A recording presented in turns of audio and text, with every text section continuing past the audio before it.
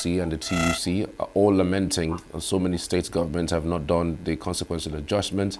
Some have not even adjusted with the current minimum wage, and the request has been on and on for a while now. We have Fabian Nwaigbo, who is the NLC chairman in Enugu State. Thank you so much for joining us. Good morning. Thank you for inviting me. All right. It's interesting, really. In fact, even shocking that you demanded for the consequential adjustments for the Enugu State government to implement. Can you talk us through that? Is it that the Enugu State government has not really done what it's supposed to do regarding that? All right, thank you. I don't know why it should be shocking anyway, but because we just made a demand, we tried to, clear the grounds, ask government to do the needful. Minimum wage goes with consequential adjustment. That's why they said minimum wage and consequential adjustment. It's just like a husband and wife. So where you pay minimum wage without consequential adjustment is as good as you have a husband without a wife, a man without a wife rather, or a woman without a husband. So, but when you pay minimum wage with consequential adjustment, the couple are complete. So in Enugu, we have a minimum wage that is higher than the national minimum wage of 70,000. We receive 80,000 in Enugu, but the consequential adjustment is not part of the minimum wage, and that is what we are asking for.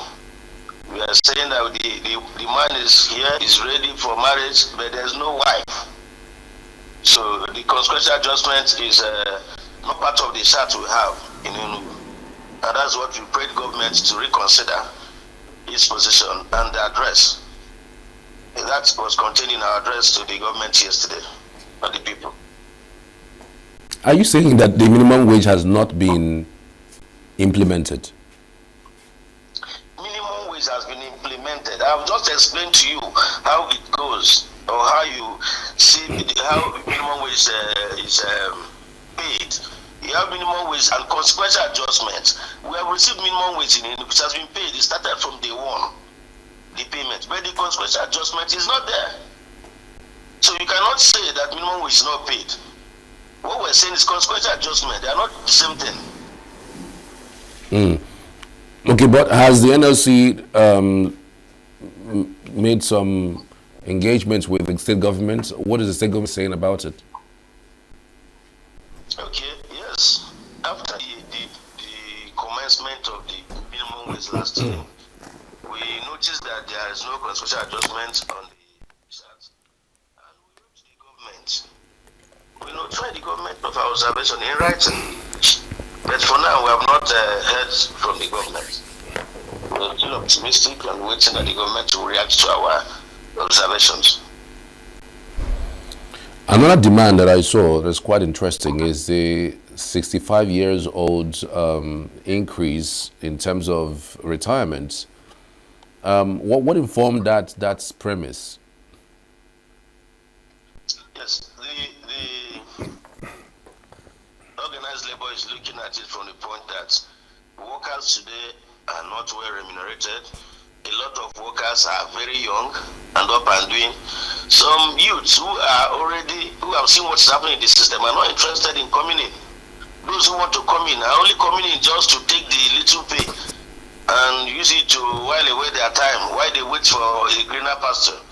So the organized labor is saying, since you have started extending the teaching class, the teaching staff, they have extended their own. The medical and allied practitioners, they've extended their own. And they say, since you started extending, and we have people who are still very young in the system, like some of us have very few years to leave the service, while we are at their prime age, that you can extend the period of service from 35 years used to be to 40 or 60 to 65 years, as the case may be. 35 years to 40 in service, or 60 or 65 years of age, whichever that comes first. So a lot of things was considered. The persons in the system, age, those who are coming in, their interests and their performance, and so on. But I mean, there are people who will also say that 65 is too much an age. I mean, we're saying that staying much more longer than 60, wouldn't it mean that we would be stopping people from entering the workforce, younger people, from getting in there? That is, for me, it's an unheard sentiment because as we speak today, most of the states have 1,001 opportunities to engage. They have not. The same thing at the federal level. You find out that most of the states had what we call general recruitment about 20, 25 years ago. All you see is pockets of recruitment, 2 persons, 3 persons that do the governor or the deputy governor or the SLC that will come in. But there's what we call general recruitment, where you recruit across cadre.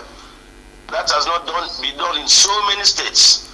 And if you recruited 25, 30 years ago, what it means is that those you recruited at that time most of them are either out of the service or will be leaving the service in the next 1 or 2 years. So it's not the issue of blocking people from coming in. It's the issue of government not even interested in recruiting people as old ones retire. So I tell you, if you get 65 years of age, most people will leave per years in service, not even age. Most young workers that came in as a very young person will leave through retirement by service. That's 40 years instead of 65 years. That's the truth. Another major issue is the minimum wage itself. I'm talking about the 70,000 minimum wage. We've seen that the NLC is saying that amount has been railroaded by inflation. I don't know how to put this, but do you think that the government has a capacity to increase or to reduce the minimum wage so it reflects the inflationary, method or the inflationary, numbers that we have today? Definitely, every government in this country, every state, subnational governments, national, have the capacity to expand, to increase the minimum wage. Of course, they know that what they give to what they call minimum wage is, like I said yesterday in my speech, that they say it's a take home, but they can't take anybody to the bus stop. They know that it's grossly inadequate. A family of 3, with at least husband, wife, and a child, at least, that receives 70,000 naira minimum wage. What can that do? What can that do? Electricity tariff have been hiked. Communication tariff hiked. Everything. Fuel, gas, transportation. If you have even 200,000 naira as the minimum, what can that do for you? And the same people saying that you're asking whether they have capacity or not capacity. You see the way they move around the countries of the world, spend days, weeks, spend billions on a single individual. And most times when they're leaving, they travel with troops. You find out that one trip to France or to Germany can pay the workers in the country up to 1 year or more. So if you don't have money to pay workers, why do you have to go on these frivolities? So there's money, and there's money. If you look at what's happening, the way they carry themselves, the political class, you find out that they have money. The challenge is that I think they think that if they start paying workers well, that will become of equal, or will begin to compete. I don't know what the problems are. I don't know. Ordinarily, no worker in Nigeria should earn less than 400,000 naira, going by the present condition of our economy. And then the country have the capacity to do that. If you look at the quantum of expenditure running here and there at that class, you find out that they can afford to pay if they become prudence. But what they do? Take Enugu State, for instance, the quantum of activities going on, infrastructure-wise and so on and so forth. You find out that if any state decides to manage its resources well, there's nothing they cannot do. You can see the level of infrastructure going on in Enugu State that we have never seen before. It goes to tell you about prudence, it goes to tell you about management. He goes to tell you about somebody who is serious with his business.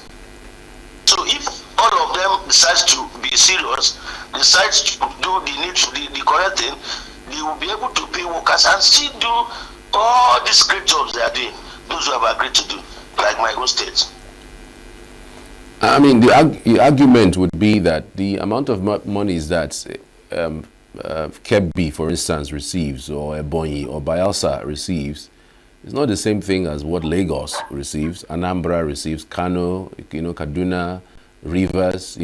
Those are states you could say, well, based on their pedigree, based on their antecedents, based on the resources, within the IGR and monies that they receive from FARC, you could say that they could hold their own. But it's not the same thing with some of these other states. Do you think that each state should negotiate their own minimum wage? No, minimum wage is a national issue. You cannot negotiate individually. Again, you're mentioning Lagos. If you compare workers in Lagos and that of Ebonyi, workers in Lagos will be about 20 times the workers in Ebonyi. Yes. Again, I've used Enugu State as an instance. Nobody knows that Enugu can, within 2 years, that we could see the level of infrastructure of sin. It's about management. It's about being honest to whatever you're doing. It's about being real. What we have seen in Enugu is an eye-opener. Not just to Enugu people. People outside who are coming in here are giving testimonies to this effect. What's going on? Where is the money coming from? That is that you have a good manager, that the money is there. There's money in Ebonyi, there's money in Enugu, there's money in Rivers. The most you can say, and even if you look at the terrain, if you decide to compare everything, you'll find out that what it will cost to construct a kilometer of road in Rivers, we do 10 in Enugu. We do 10 in Ebonyi. And so on. So God knows the way He designed all these things. Because of their topography, And so most of these states you think they are earning higher revenue, they have higher responsibilities. Those of them you think are not earning up to what the other people are earning, they also have their own responsibility within their own limitations. So what is important is being honest, being prudent. If His Excellency decides to do the magic he has done in infrastructure in Enugu, if he decides to do that magic in the workers' welfare, he can still, of course, he's doing some. He have done some. We have enjoyed some. When it's a 12,000 Awards award, nobody knew it was possible. Until he started to do, and he did it for 1 full year. And seamlessly joined minimum, even started to pay more than what is approved nationally. So it depends on who is manning the affairs of a particular state. Right. I mean, you've just acknowledged that, yes, that these states have small states with small responsibility, big states with big responsibility. So apart from the national minimum wage, wouldn't it be nice for states to negotiate minimum wage with workers based on their strengths and their capacity? I didn't get the question clear. You've just acknowledged that, I mean, Lagos and River States, based on their capacity, that's how they do their jobs. And every state is not as big as Lagos or River State. So if you say that, so why wouldn't you say the same thing with negotiating based on the capacity of each state, as it were? No, that's taken care of. I mean, if you are listening to me very well, I will tell you that Lagos that have higher revenue, that the workers are outnumbers in any other states, not workers in any other state. So, Ebonyi State or Enugu or Abia or Imo may have recruited the number of staff they can pay any amount they are supposed to pay ordinarily. Lagos may have recruited 20,000. You may go to Abia and you have 5,000. I'm using these numbers. I'm not saying that's the number of workers there. Yeah. I'm using this as an instance. And the implication is that Abia knows that if we are to pay 300,000 minimum wage, we will be able to pay. That's why I cannot hire as many as 20,000 like Lagos. Lagos knows that because of the revenue they have, the high revenue, they can recruit 20,000. And that's why they have gone beyond what Abia, Enugu, or Imo have as the workforce. I'm saying that it has been taken care of Fabian. Nobody will recruit more than the person can pay, whether it's private or public sector. So at what point would the NLC really go to the presidency regarding the next phase of this adjustments in this minimum wage? Because as it stands, some states are not even implementing it. And so you wonder if you're going to go on another negotiation, would any states, would state governors, accept to pay the one? But because I heard that you guys are looking at, meeting the presidency for another increment. Yes, the Labour is currently meeting Mr. President for another increment based on the agreement we had in 2023-2024. The agreement is that in the past, minimum wage review is 5 years, but the agreement now is going to be done in 3 years because of the rates at which the inflation erodes whatever you give as minimum wage. Ordinarily, minimum wage is supposed to be a thing of the system. The government will look at what's happening now. They will just adjust naturally without waiting for 2 or 3 years or 5 years to come. But we agreed in the last minimum wage negotiation that every 3 years, as against the 5 years, because it was obvious that waiting for 5 years, of course, I've seen what has happened. They said they approved 70,000 within the same months that approval came. Even before implementation, inflation had eroded the increments. So if you have to wait for the next 5 years, what would be the fate of a worker? So they now agreed on 3 years. And if you look at the time of the minimum wage when the negotiation started, when it's supposed to be, you find out that it's almost ripe for another negotiation. Because, of course, negotiation is not something you start today and end tomorrow. You think of the last one, it took almost 1 year. So Labour want to be careful. Instead of waiting until the eve of the approval, you start negotiation. You have to start early, so that by the time you are going left, right, and center as it used to be, you come to the day that is supposed to be the date for the approval. So it is expected that towards the end of this year, so next year, negotiation should kick off. Comrade Nwaigbo, many thanks for your time. We truly appreciate. It does look like the Labour Congress in Enugu States are very good friends to the governor, Peter Mba, but we appreciate you for your time and thought. Maybe when you have time, we would have to have you in the studio, maybe sometime next week or so.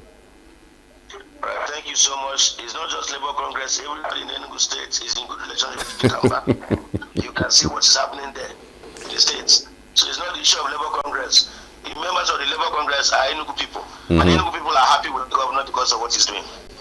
Thank you so much. Thank you so much, Comrade Nwaigbo.